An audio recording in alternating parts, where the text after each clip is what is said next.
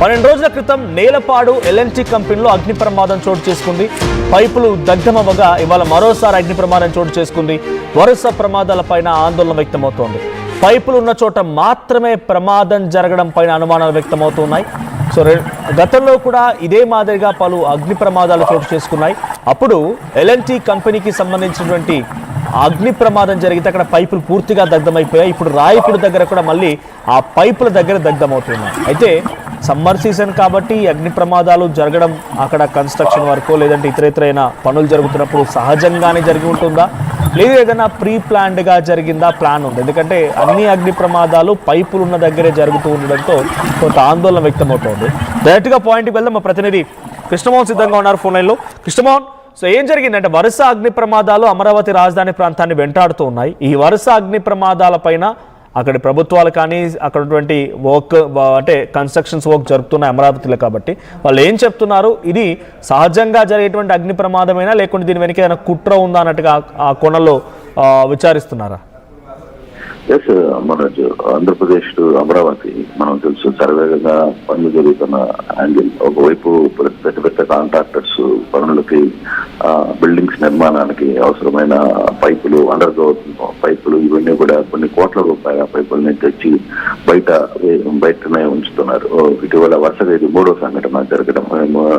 వరుసగా జరుగుతున్న అగ్ని ప్రమాదాలు అమరావతి సమీపంలో మాత్రం కొంత ఆందోళన కలిగిస్తున్నాయి. మొన్న నేలపూడి దగ్గర ఎల్ఎన్టీ కంపెనీకి సంబంధించి దాదాపుగా 9 కోట్ల రూపాయలు సిద్ధమైతే ఇప్పుడు రాయపూడి దగ్గర రాత్రి తెల్లవారుజామున జరిగిన ఈ సంఘటన ఒకసారిగా ఆందోళన కలిగిస్తోంది. ఇప్పటికే ఆ ప్రాంతంలో రైతులు, ఆ ప్రాంతంలో ఉన్న నిర్మాణాలు తీసుకుంటున్న సంస్థలన్నీ కూడా ఆందోళనకు గురవుతున్నాయి. ఎవరు ఉద్దేశపూర్వకంగా వరుసగా పెడుతున్నారా లేదా ఎండ తీవ్రత, ఎండ కూడా అమరావతి ప్రాంతంలో విపరీతంగా ఎండ, విజయవాడ పరిసర ప్రాంతాల్లో 48, 49 వరకు ఎండ వస్తున్న తీవ్రత ఉన్న నేపథ్యంలో ఎండకి ఈ వ్యవహారం జరుగుతుందా, లేదు బయట వేసేయడం వల్ల చెట్లు, తర్వాత వీటన్నిటిలో ఉన్న చెట్ల దగ్గర చాలా కాలంగా బయట ఎండలో ఉండిపోవడం వల్ల వాటర్ లింక్ నుంచి ఏమైనా హీట్ జనరేట్ అయ్యి జరుగుతుందా అనేది మనం చూస్తున్నారు. అయితే పోలీసులు కూడా నేలపాడు సంఘటనలో కూడా ఐజీ కావచ్చు, ఇతర అందరూ కూడా లాస్ట్ టైం కూడా వచ్చి తనిఖీ చేసి దీని వ్యవహారంలో పూర్తి స్థాయిలో ఎంక్వైరీ చేస్తామని చెప్పారు. కానీ ఇప్పుడు మళ్ళీ మరో సంఘటన చోటు చేసుకోవడంతో కొంత ఆందోళన అయితే వ్యక్తమవుతుంది. దీని వెనకాల ఏదైనా ఒక కుట్రతో కోణం దాగిందా అనే అంశంతో కూడా అక్కడ ఉన్న రైతులు కావచ్చు, లేకపోతే ఇతర వ్యక్తులందరూ కూడా ఆందోళన వ్యక్తం చేస్తున్న పరిస్థితి అయితే ఉంది. కానీ ఏదేమైనా ఈ సంఘటన కొంత ఆందోళన కలిగించే అంశమే. ఒకవైపు నిర్మాణాలు పెద్ద ఎత్తున జరుగుతున్నాయి. ఇప్పుడు ఈ రోజు రాయపూర్లో జరిగిన సంఘటన కూడా ఐఏఎస్ల నిర్మాణం, ఐఏఎస్ల కోసం ఏర్పాటు చేసిన నిర్మాణం కోసం ఏర్పాటు చేసిన పైపులు ఇవన్నీ కూడా పూర్తిగా శక్తమే. ఇప్పటికీ తెల్లవారుజామున నుంచి కూడా పైకి తర్వాత ఇతర అధికారులందరూ కూడా వాటిని కట్టడి చేసే ప్రయత్నం అయితే చేస్తున్నప్పటికీ పెద్ద ఎత్తున మంటలు వ్యాప్తితో పూర్తిగా ఖాళీ వ్యక్తమై చూడాలి. దీని మీద అమరావతి ఏపీ పోలీస్ ఏ విధంగా రియాక్ట్ అవుతుంది, దీని నుంచి వెనక్కి ఏమైనా కుటుంబం ఉందా అనే ఆహారం మీద కూడా పూర్తి స్థాయిలో విచారణ చేపట్టే ప్రయత్నం అయితే చేస్తున్నారు.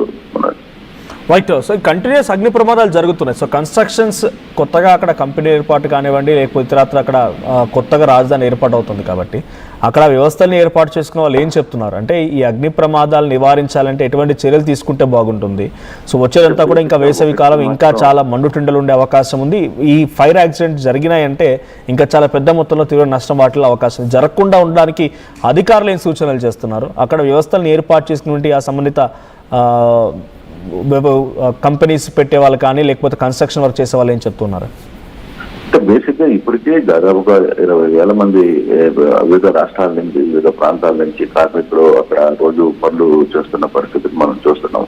దాదాపుగా అమరావతి పరిసర ప్రాంతాల్లో దాదాపుగా 20,000 మంది దాదాపుగా వివిధ ప్రాంతాల్లో ఆయా కన్స్ట్రక్షన్స్ కి ఇప్పుడు ఎన్సీసీ కావచ్చు, లేకపోతే ఎల్ఎన్టీ కావచ్చు, లేకపోతే ఆర్వీఆర్ కావచ్చు, ఇలా వివిధ కంపెనీలకు సంబంధించిన నిర్మాణాలు అక్కడ జరుగుతూ ఉన్నాయి. వాళ్ళందరికీ కాంట్రాక్ట్స్ ఇవన్నీ కూడా దాదాపుగా 1,000 రూపాయల, కోట్ల రూపాయలకు సంబంధించిన కాంట్రాక్ట్స్ పనులు వాళ్ళకి ఇచ్చిన నేపథ్యంలో వాళ్ళు దానికి సంబంధించిన వివిధ ప్రాంతాలకు సంబంధించిన మెటీరియల్ మొత్తం కూడా తెచ్చి బయట పెట్టుకోవడం కొంత విషయం. అయితే అక్కడ ఉన్న సెక్యూరిటీ గార్డ్స్ కొంత ఎక్కువగా వాళ్ళని చేసుకోవాల్సిన పరిస్థితి ఉంది. ముఖ్యంగా రాత్రిపూట ఆ సెక్యూరిటీ గార్డ్స్ ను వ్యవహరించాల్సిన పరిస్థితి ఉంది. లేదు దీని వెనకాల వేడికి ఇది వస్తుందా, లేదు ఉద్దేశపూర్వకంగా కొందరు ఏమన్నా దేని వెనకాల కుట్రకోణం దాగుందా అనే వ్యవహారాన్ని కూడా చూడాలి. కానీ మొత్తం మీద అయితే ప్రభుత్వం కొంత అప్రమత్తమైనట్టుగానే కనబడుతోంది. ఈ వరుసగా జరుగుతున్న ఇది 3వసారి ఈ సంఘటన జరగడం, వరుసగా జరుగుతున్న సంఘటనల తర్వాత ఏ విధంగా రియాక్ట్ అవుతుందో చూడాలి. ఇప్పుడు వాళ్ళతో ఏమైనా మీటింగ్ పెడతారా? ఇప్పటికే అక్కడ చాలా అధికారుల్లో కూడా చాలా మార్పులు చేర్పులు చేస్తున్న అదే కమిషనర్ కన్నబాబును మార్చారు. తర్వాత వెంటనే అక్కడ ఇంకో వ్యక్తిని రామరాజుని తీసుకుని వచ్చి ఆ ప్రాంతాలను నియమించారు.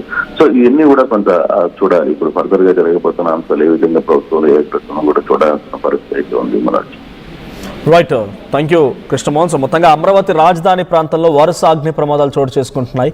సో 12 రోజుల క్రితం ఎల్ఎన్టీ కంపెనీలో నేలపాడు దగ్గర ఈ ప్రమాదం జరిగితే భారీ అగ్ని ప్రమాదంలో పైప్ లైన్ కూడా పూర్తిగా దగ్ధమైపోయి ఇప్పుడు రాయపూడి దగ్గర మరోసారి ఈ పైపులకి నిప్పు అంటుకుంది, పూర్తిగా దగ్ధమవుతూ ఉన్నాయి. సో వరుస అగ్ని ప్రమాదాల నేపథ్యంలో అక్కడ అధికారులు కానీ, వ్యవస్థలను ఏర్పాటు చేసే కంపెనీలు కానీ, లేకుంటే కన్స్ట్రక్షన్ వర్క్లో ఉన్నవారు కానీ కొంత ఆందోళన వ్యక్తం చేస్తున్నారు. సో ఇది సహజంగా జరిగిన అగ్ని ప్రమాదమేనా లేదంటే ఇంకేదైనా జరుగుతుందో, అసలు ఏంటి ఇక్కడ అనే కోణంలో కూడా విశ్లేషణ జరుగుతోంది. సో ఒకసారి ఇప్పుడు ప్రస్తుతం అగ్ని ప్రమాదం జరిగినటువంటి ఆ స్పాట్ నుంచి ఆ విజువల్ చూద్దాం.